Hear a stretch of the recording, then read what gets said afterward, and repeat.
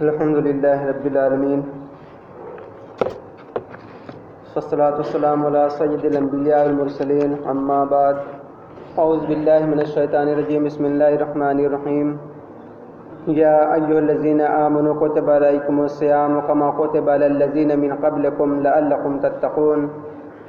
صدق اللہ العلی العظیم ونحن علی ذلک لمن الشاہدین والشاکرین والحمد للہ رب العالمین۔ محترم حضرات، آئیے سب سے پہلے ہم اور آپ مل کر بارگاہ رسالت مآب میں درود و سلام کا نذرانہ پیش کریں اور بآواز بلند پڑھیں اللہم صلی علی سیدنا مولانا محمد وعلی آلہ واصحابہ وبارک وسلم صلاۃ و سلام علیک یا رسول اللہ صلی اللہ تعالی علیہ وآلہ وسلم۔ محترم حضرات، اللہ تبارک و تعالیٰ نے ہم پر اتنے احسان فرمائے ہیں کہ اگر ہم اس احسان کو گننا چاہیں تو گن نہیں سکتے۔ یہ اس کا احسان ہی ہے کہ اگر وہ چاہتا تو ہمیں کسی کیڑے مکوڑوں یا کسی جانور میں کی شکل میں بھی پیدا فرما سکتا تھا، مگر یہ اس کا احسان ہے کہ اس نے ہمیں اشرف المخلوقات یعنی انسان بنایا اور اس دنیا میں بھیجا۔ صرف انسان بنایا یہ تو احسان کیا ہی، اس کے اوپر ایک اور احسان اس نے یہ کیا کہ اگر وہ چاہتا تو کسی اور قوم میں پیدا فرما سکتا تھا، یعنی یہودی، عیسائی، نصارہ یا کسی اور قوم میں پیدا فرما سکتا تھا، مگر یہ اس کا احسان ہے کہ اللہ تبارک و تعالیٰ نے ہمیں امت محمدی میں پیدا فرمایا۔ اس احسان کے بعد اس کا ایک اور احسان اس نے فرمایا، یہ تو ہمیں اللہ کا شکر ادا کرنا چاہیے تھا کہ اللہ نے ہمیں انسان بنایا، پھر اشرف المخلوقات بنایا اور امت محمدی میں پیدا فرمایا۔ ہمیں تو چاہیے تھا کہ دن رات ہم اللہ کا شکر ادا کرتے رہیں، اس کی عبادت کرتے رہیں، اس کے نافرمانی نہ کریں، مگر پھر بھی ہم دن رات گناہوں میں مبتلا رہیں۔ جس احکام کی اللہ نے ہمیں منع کیا، جس کام کے لیے منع کیا، دن رات ہم وہ کام کرتے رہے، یعنی کہ ہماری زندگی گناہوں میں گزرتی رہی، مگر اللہ تبارک و تعالیٰ نے پھر ایک اور احسان کیا امت محمدی پر کہ اس نے اس امت کو ماہ رمضان عطا فرمایا۔ کتنا بڑا احسان ہے کہ اللہ تبارک و تعالیٰ نے امت محمدی کو گناہوں کے بخشش کے لیے رمضان کا مہینہ عطا فرمایا۔ یہاں پر میں رک کر ایک حدیث بیان کرنا چاہتا ہوں کہ ایک مرتبہ ہمارے آقا صلی اللہ علیہ وسلم ممبر کے پاس تشریف فرما ہوئے اور لوگوں سے کہا کہ میرے ممبر کے قریب آ جاؤ۔ جب حضور صلی اللہ علیہ وسلم ممبر کی پہلی سیڑھی پر قدم رکھا تو فرمایا آمین۔ دوسری سیڑھی پر جب قدم رکھا تو فرمایا آمین۔ تیسری سیڑھی پر جب قدم رکھا تو فرمایا آمین۔ اس کے بعد جو بات ہونا تھا تو صحابہ کرام نے عرض کیا کہ یا رسول اللہ صلی اللہ علیہ وسلم، آج ہم لوگوں نے عادت کے خلاف ایک بات دیکھی کہ آپ نے جب پہلی سیڑھی پہ قدم رکھا تو فرمایا آمین، دوسری سیڑھی پہ قدم رکھا تو فرمایا آمین، تیسری سیڑھی پہ جب قدم رکھا تو فرمایا آمین۔ تو حضور اکرم صلی اللہ علیہ وسلم نے فرمایا کہ حضرت جبرائیل علیہ السلام میرے پاس آئے اور عرض کی کہ وہ شخص ہلاک ہو جائے جس نے رمضان شریف کا مہینہ پایا اور اپنی مغفرت نہ کرائی۔ تو حضور نے فرمایا، یعنی میں نے کہا کہ آمین۔ اور جب میں دوسری سیڑھی پر، یعنی حضور فرماتے ہیں کہ جب میں دوسری سیڑھی پر چڑھا تو حضرت جبرائیل علیہ السلام نے کہا کہ ہلاک ہو جائے وہ شخص جس کے پاس میرا ذکر ہو، یعنی حضور اکرم صلی اللہ علیہ وسلم کا ذکر ہو اور وہ مجھ پر درود نہ پڑھے، یعنی حضور پر درود نہ پڑھے، ہلاک ہو جائے وہ شخص۔ حضور نے فرمایا کہ آمین۔ اور جب حضور صلی اللہ علیہ وسلم ممبر کی تیسری سیڑھی پر قدم رکھا تو جبرائیل علیہ السلام نے عرض کی کہ ہلاک ہو جائے وہ شخص جس شخص کے ماں باپ دونوں زندہ، بڑھاپے میں دونوں زندہ ہوں اور اپنے ماں باپ کو یا صرف کسی ایک کو پائے اور وہ شخص ان کی خدمت کر کے جنت میں نہ جائے۔ تو میں نے کہا آمین، یعنی کہ 3 مرتبہ 3 دعا حضرت جبرائیل علیہ السلام نے کی اور حضور اکرم صلی اللہ علیہ وسلم نے ان تینوں دعاؤں پر آمین کہا۔ تو اے لوگوں، وہ شخص کتنا بدنصیب ہے کہ جس کے حق میں رسولوں کے سردار ہمارے پیارے رسول صلی اللہ علیہ وسلم اور فرشتوں کے سردار حضرت جبرائیل علیہ السلام بربادی کی دعا اور بربادی اور ہلاکت کی دعا فرماتے رہے۔ لہٰذا رمضان شریف کی قدر و منزلت کر کے حضور صلی اللہ علیہ وسلم کی ناراضگی سے بچنا چاہیے، اور جب جہاں بھی ذکر حبیب پاک خدا صلی اللہ علیہ وسلم یعنی آقا کریم صلی اللہ علیہ وسلم کے ذکر ہو جائے یا ان کا ذکر کہیں بھی ہو تو آپ کی بےکس پناہ میں کثرت سے درود و سلام پیش کرنا چاہیے، تاکہ ہلاکت و بربادی سے محفوظ رہے اور برکت و سلامتی سے مالا مال ہو، اور ماں باپ یا دونوں میں سے کوئی ایک بوڑھا ہو جائے تو ہمیں ان کی خوب خدمت کر کے ان کی دعائیں حاصل کر کے ہلاکت و بربادی سے بچ کر کے جنت کا حقدار ہونا چاہیے۔ اللہ تعالیٰ توفیق عطا فرمائے۔ تو دوستو، ماہ رمضان مبارک کے ادب کا صلہ جنت ہے کہ ایک شخص بڑا بدکار اور گنہگار تھا، پورے سال بھر بد عملی اور گناہ کے کاموں میں مشغول رہتا تھا، لیکن جب رمضان شریف کا برکت اور رحمت والا مہینہ آتا تو خوب پاک و صاف ہو کر اچھے کپڑے پہن کر 5 وقت کی نمازوں کی پابندی کرتا تھا۔ اس شخص سے پوچھا گیا کہ تو صرف رمضان شریف میں ہی نمازیں پڑھتا ہے اور پاک صاف نظر آتا ہے، اچھے کام کرتا ہے، ایسا کیوں کرتا ہے؟ تو اس شخص نے جواب دیا کہ یہ مہینہ خیر و برکت کا مہینہ ہے، یہ مہینہ توبہ اور مغفرت کا مہینہ ہے، اس امید پر کہ شاید اللہ تعالیٰ مجھے رمضان شریف کے ادب و احترام اور اس ماہ میں اچھے عمل کے سبب بخش دے۔ جب اس شخص کا انتقال ہو گیا تو کسی نے خواب میں اسے پوچھا کہ اللہ تعالیٰ نے تیرے ساتھ کیسا معاملہ کیا؟ تو اس شخص نے جواب دیا کہ اللہ تعالیٰ نے مجھے رمضان شریف کی ادب و تعظیم کرنے کے سبب بخش دیا۔ تو دوستو، اس مہینے کی ادب اور تعظیم کرنی چاہیے۔ ایک واقعہ میں یہاں پر اور بتانا چاہوں گا کہ شہر بخارا میں ایک مجوسی رہا کرتا تھا۔ ایک دن رمضان شریف میں مجوسی اپنے بیٹے کے ساتھ بازار گیا اور مجوسی کے بیٹے نے بازار سے کوئی چیز خریدی اور کھلے عام کھانے لگا۔ مجوسی کے باپ کو یہ دیکھ کر بڑا غصہ آیا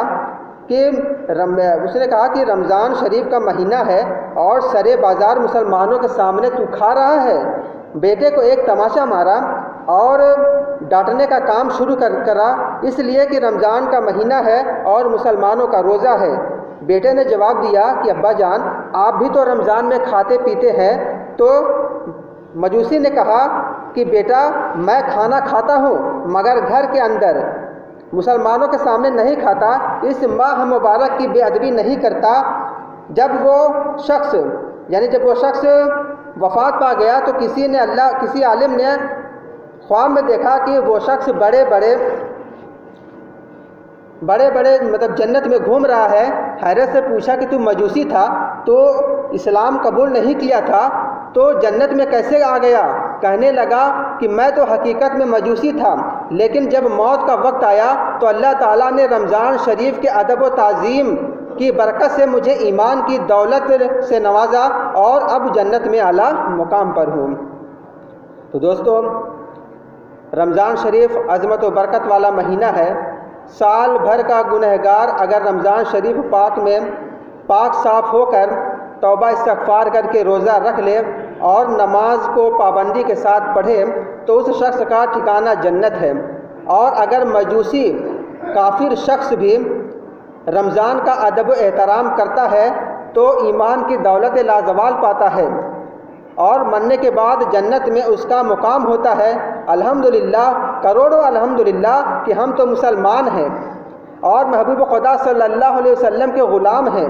اگر ہم رمضان شریف کا ادب تعظیم کریں گے، روزہ رکھیں گے، نمازیں پڑھیں گے، تراویح پڑھیں گے اور پورے مومن اور مکمل مسلمان بن جائیں تو اللہ تعالیٰ ہم کو کتنے انعام و اکرام کی دولت سے مالا مال فرمائے گا اور ہم اس کا احاطہ نہیں کر سکتے۔ دوستو، روزہ ایک عظیم عبادت ہے جس کے ادا کرنے میں بلا شبہ بڑی محنت کرنی پڑتی ہے، اور مسائل کے ناواقفی یا اپنی عقل کی مداخلت سے اس کو برباد کر لینا بڑی محرومی کی بات ہے اور بدنصیبی ہے۔ اس لیے ضروری ہے کہ روزہ رکھنے والے لوگ علماء کے پاس مسئلہ معلوم کرتے رہیں، یعنی کہ رمضان کے اور روزے کے جو مسائل ہیں اس کو معلوم کرتے رہیں تاکہ روزے میں کوئی خرابی پیدا نہ ہو۔ میں یہاں پر چند مسائل بیان کر دینا چاہتا ہوں کہ رسول اللہ صلی اللہ علیہ وسلم نے فرمایا کہ جو شخص روزے کی حالت میں بھول گیا اور اس نے کھا پی لیا تو محض وہ شخص اپنا روزہ پورا کر لے کہ اللہ تعالیٰ نے اس کو کھلایا اور پلایا ہے، بھولنے کی حالت میں ہے۔ بھول کر کھانے پینے سے روزہ نہیں ٹوٹتا۔ اگر کسی شخص نے اپنی بیوی سے جمع کیا اور اس کو روزہ بالکل یاد نہیں تو وہ روزہ نہیں ٹوٹے گا۔ یعنی بھول جانا کہ کسی کو بالکل یاد ہی نہ رہے کہ اس کا روزہ ہے، جیسے کوئی سو کر اٹھا اور اس کو یاد نہ ہو کہ وہ روزہ ہے اور اٹھ کر پانی پی لی، یا پیٹ بھر کے کھانا کھا لیا اور کھانا کھانے کے بعد اسے یاد آیا، یا کھانے کے دوران ہی یا پینے کے دوران ہی اسے یاد آیا کہ ارے میں تو روزہ ہوں، تو جب یاد آ جائے فوراً اپنے ہاتھ کو روک لے، اور جو کھا چکا ہے تو وہ سمجھے کہ اللہ نے اسے کھلایا پلایا ہے، وہ شخص اپنا باقی رکیا روزہ پورا کرے، اس کا روزہ نہیں ٹوٹے گا بھول کر کھانے پینے میں۔ میرے آقا کریم صلی اللہ علیہ وسلم کا ارشاد ہے کہ روزہ نہیں ٹوٹتا اور نہ قضا اور نہ کفارہ ہوتا ہے، بلکہ شام کو وقت پر افطار کرے اور اللہ تعالیٰ کا شکر ادا کرے کہ اس نے اپنے کرم سے تمہیں کھلایا پلایا بھی اور روزہ بھی قبول فرما لیا۔ کھانے پینے کی مقدار مقرر نہیں، چاہے جتنا کھا لے چاہے جتنا پی لے بھول سے، یعنی غلطی کی تو روزہ توڑ دیا، یعنی روزہ تو یاد ہے لیکن غلطی سے روزہ توڑنے والا کوئی کام کر لیا، جیسے کلی کر رہا تھا، حلق میں پانی چلا گیا تو اس خطا یعنی غلطی سے روزہ ٹوٹ جاتا ہے، قضا کرنا پڑے گا، کفارہ لازم نہیں ہوگا۔ یعنی کہ آپ وضو بنا رہے ہیں یا نہانے کے لیے باتھ روم وغیرہ میں اور منہ میں پانی ڈال کے کلی کر رہے ہیں اور پانی کا کوئی قطرہ حلق کے اندر چلا گیا تو اب اس وقت آپ کا روزہ ٹوٹ جائے گا۔ تو اب اس کا یہ ہے کہ آپ رمضان کے بعد آپ کو اس روزے کا صرف قضا رکھنا ہے اور کفارہ لازم نہیں ہے۔ اگر جان بوجھ کر روزہ توڑنے والا کوئی کام کرے، جیسے بھوک اور پیاس لگے تو جان بوجھ کر کھا لیا اور پانی کو پی لیا، جان بوجھ کر بیوی سے صحبت کر لی تو قصداً روزہ کو توڑ دینا روزے کی سخت بے حرمتی ہے، لہذا روزہ قضا بھی کرنا ہوگا اور کفارہ بھی ادا کرنا ہوگا اور توبہ بھی کرنی ہوگی کہ اللہ تعالیٰ آخرت میں اس گناہ کی سزا کو معاف فرما دے۔ ایک روزہ توڑنے کا کفارہ 60 روزے لگاتار رکھنا ہے اور ایک قضا کا، یعنی کہ اگر کسی نے جان بوجھ کر بغیر کسی شرعی عذر کے ایک روزہ بھی توڑ دیا تو اس کو رمضان کے بعد 60 روزے لگاتار رکھنا ہوگا، یہ کفارہ ہے، مگر پھر بھی وہ ایک روزہ توڑنے کا ثواب نہیں پا سکتا جس سے اس نے جان بوجھ کر توڑا ہے۔ اب یہاں پر میں ایک اور حدیث بیان کرنا چاہوں گا کہ حضرت ابو ہریرہ رضی اللہ تعالی عنہ روایت فرماتے ہیں کہ صحابہ اپنے پیارے رسول صلی اللہ علیہ وسلم کے دربار میں موجود تھے۔ ایک شخص حاضر ہوا اور کہنے لگا کہ یا رسول اللہ صلی اللہ علیہ وسلم میں ہلاک ہو گیا، یعنی کہ وہ دوڑتا ہوا آ رہا تھا اور یہ کہتا ہوا آ رہا تھا کہ یا رسول اللہ صلی اللہ علیہ وسلم میں ہلاک ہو گیا۔ تو رسول اکرم صلی اللہ علیہ وسلم نے فرمایا کہ آخر تجھے کیا ہوا، کیا بات ہے؟ وہ شخص کہنے لگا کہ میں نے روزے کی حالت میں اپنی بیوی سے صحبت کر لی۔ تو رسول اکرم صلی اللہ علیہ وسلم نے فرمایا کہ کیا تیرے پاس غلام ہے جسے آزاد کر دے؟ اس نے عرض کیا کہ نہیں۔ آپ صلی اللہ علیہ وسلم نے فرمایا کہ تو 2 مہینے لگاتار متواتر روزے رکھو۔ کیا تو 2 مہینے یعنی 60 روزے لگاتار رکھ سکتا ہے؟ عرض کرنے لگا کہ حضور میں تو اتنا کمزور ہوں کہ جب ایک روزہ نہیں رکھ سکتا تو 60 روزے کہاں سے رکھوں گا، یعنی کہ میں 60 روزے نہیں رکھ سکتا۔ تو حضور اکرم صلی اللہ علیہ وسلم نے فرمایا کہ 60 غریبوں کو کھانا کھلا سکتا ہے؟ وہ کہنے لگا کہ نہیں، آپ صلی اللہ علیہ وسلم نے فرمایا کہ اچھا رکے رہو، ابھی میں بتاتا ہوں۔ اتنے میں جب وہ شخص بیٹھا تھا اور حضور صلی اللہ علیہ وسلم بیٹھے تھے کہ حضور صلی اللہ علیہ وسلم کی خدمت میں ایک کھجور کا ٹوکرا پیش کیا گیا، تو حضور صلی اللہ علیہ وسلم نے فرمایا کہ وہ سوال کرنے والا کہاں ہے؟ اس نے عرض کیا کہ یا رسول اللہ صلی اللہ علیہ وسلم میں حاضر ہوں۔ تو حضور نے فرمایا یہ لے اور صدقہ کر دے۔ تو وہ شخص نے عرض کیا کہ میں یہ پورے مدینے کے ان دونوں پہاڑوں کے درمیان مجھ سے بڑا غریب کوئی نہیں ہے، تو میں صدقہ کس پر کروں؟ تو حضور صلی اللہ علیہ وسلم نے فرمایا کہ اپنے سے زیادہ محتاجی پر صدقہ کرو، خدا کی قسم مدینہ کے دونوں گوشوں میں مجھ سے زیادہ غریب کوئی نہیں ہے، اور یعنی کہ میں یہ صدقہ اپنے اوپر خرچ کر لوں۔ حضور صلی اللہ علیہ وسلم مسکرا دیے، یہاں تک کہ آپ کے مبارک دانت چمکنے لگے، پھر فرمایا کہ اپنے گھر والوں کو کھلا دو، کفارہ ادا ہو جائے گا۔ دوستو، اللہ تعالیٰ نے ہمارے پیارے رسول صلی اللہ علیہ وسلم کو کسی کا محتاج نہیں بنایا، بلکہ مختار بنایا ہے کہ کسی ایک کے لیے ایک چیز حرام فرما دیں اور دوسرے کے لیے وہی چیز حلال فرما دیں۔ یہ شان صرف ہمارے آقا کریم صلی اللہ علیہ وسلم کے لیے خاص ہے کہ سنو اور اپنے ایمان کو تازہ کرو کہ سرکار امت کے غمخوار نبی مختار صلی اللہ علیہ وسلم نے اس شخص کو خود کے کفارے کے کھجوروں کو کھانے کی اجازت دے دی۔ حالانکہ مسئلہ یہی ہے کہ کوئی شخص اپنی زکوٰۃ و کفارہ کی چیزوں کو یا واجب صدقہ اپنے استعمال میں نہیں لا سکتا۔ یعنی اگر صدقہ کرنا ہے تو میں وہ چیز خود استعمال نہیں کر سکتا، لیکن اس شخص کو خود کے کفارہ کی کھجور کھانے کے لیے حلال فرما دیا اور بتا دیا کہ اللہ تعالیٰ نے مجھے محتاج نہیں بلکہ مختار بنایا ہے، اور جس کے لیے جو حکم چاہوں صادر فرما دو، اور میری ہی اداؤں اور مرضی کا نام شریعت ہے، اور اس شخص کے لیے کفارہ روزہ توڑنے کی سزا کو میں نے اللہ تعالیٰ کی عطا سے رحمت و نعمت بنا دیا۔ اللہ تبارک و تعالیٰ سے دعا ہے کہ اس ماہ مبارک میں ہمیں زیادہ سے زیادہ نیکیاں کمانے کی توفیق عطا فرمائے، اور کہنے سننے سے زیادہ عمل کی توفیق عطا فرمائے۔ وآخر دعوانا الحمد للہ رب العالمین۔